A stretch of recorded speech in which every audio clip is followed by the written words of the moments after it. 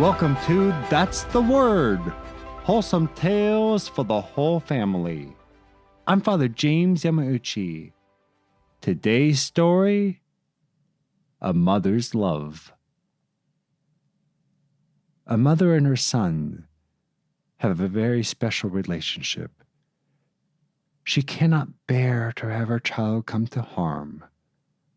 Thus, she can tell him things that others cannot, and she will suffer things for him that others will not. While he may not always listen, he will still respect and love her. So it was with Tina and Count Louis. He loved her and heeded her counsels and advice. In all fairness, he did not always listen to her, but she never let that stop her from advising him and using her maternal privileges to rebuke him and steer him right.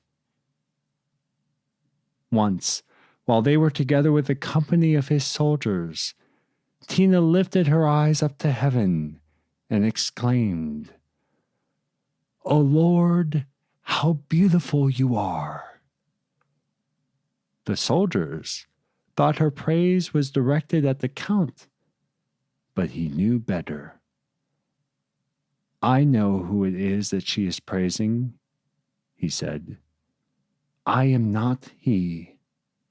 She praises her heavenly Lord, who is the creator of all beauty and the most beautiful of all."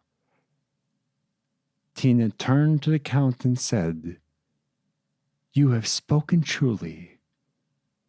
Why, therefore, do you not love him?" Tina was under no illusions. She knew that the Count was not a holy man. Even though he said that he wished to follow the advice of his mother and enter through the narrow gate, he fell more often than not. She figured that the Count was bound to end up in trouble sooner or later. She was right. He suffered greatly for the wrongs he had committed. Tina knew that his sentence was just. Even so, like any mother, she could not bear the thought of her child's suffering. Any mother would rather take on pain herself rather than have her child go through any. Thus, when the Count begged for her help, Tina did not shy away from him. She herself, through a quirk in the law, was allowed to serve half of the Count's sentence on his behalf. For a long time she suffered for wrongs which he had committed, enduring intense smoke or freezing cold. Tina held fast through these torments, though, out of love. Suffering together, the Count was released from his sentence far sooner than his offenses demanded.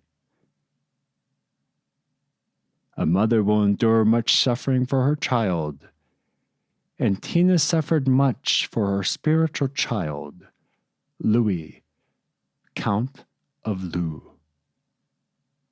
However, this was the life she had chosen. When she died at the age of 21, Tina was shown hell and purgatory. To her horror, she recognized many people she knew suffering torments.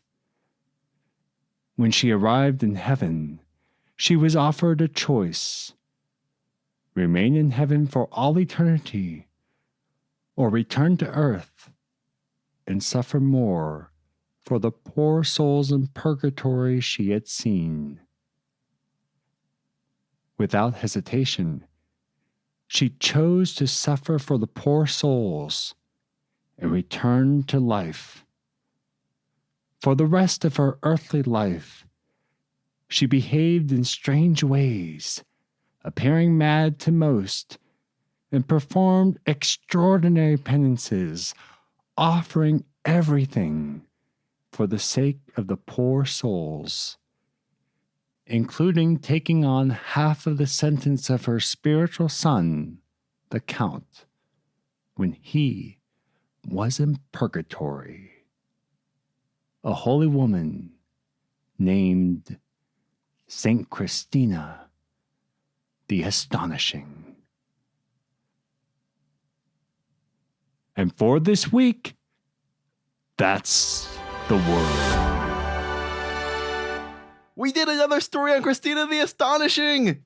That truly is an astonishment. If we had sat down and said, when are we going to talk about St. Christina the Astonishing? Maybe one episode, but certainly not two. And she is certainly somebody to look up if you've never heard of St. Christina the Astonishing outside of this podcast. And I would recommend, if you can get your hands on The Life of St. Christina the Astonishing by Thomas de Cantimpré, that is a better version than most, because most things on the internet are more sensationalized and brief and cut out a lot of the good information about her. You know what I hope, because I don't know any other podcast is bringing forth St. Christina the Astonishing like we are, that if she was so adamant about praying for souls during her lifetime, that she's praying for you and me, because we can definitely use their prayers. Absolutely. So where is this Count from? So this place, Loo, which is spelled Looz, L-O-O-Z, that's the French way of saying the town's name. Its name is Bourg-Lune. It's in the middle of Belgium.